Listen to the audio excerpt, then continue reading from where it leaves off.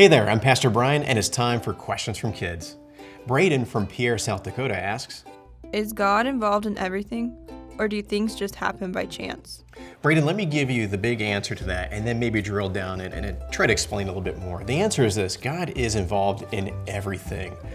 God is sovereign. That's the fancy theology word for it. That means He's in control of everything and He works providentially. There's another big theology word for you. That means that He's involved in everything to bring about what He wants to bring about. So nothing happens without Him knowing about it. Nothing happens outside of His control. You know, you see that in today's story, don't you? The story of Esther. If you read through the entire book of Esther, and you can do that in one sitting, it's not really long, just read through it and just notice how many times it seems like things just happen by chance. You know, somebody happened to be in the right place at the right time. Something good just happened. No, it didn't just happen. It didn't happen by chance. Esther shows us that God was involved. He was bringing the situation to pass so that Esther could step in and save God's people.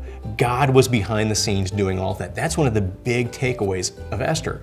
The Bible is full of that. You look at the stories of the Bible, and over again, we see that God is in control.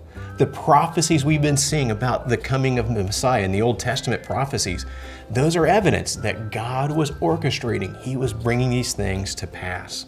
So everything in our lives is under His control. Now you may ask, well, then why do bad things happen? And that is simply because we live in a broken, fallen world, and God still gives us the freedom to choose to do things, and many times we choose to do what's wrong.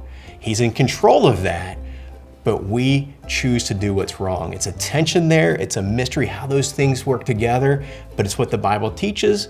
It's what we have to understand, and we just have to live that out. Understanding I am responsible for choosing to obey Him, and then God is in control. Nothing happens outside of His awareness and His authority.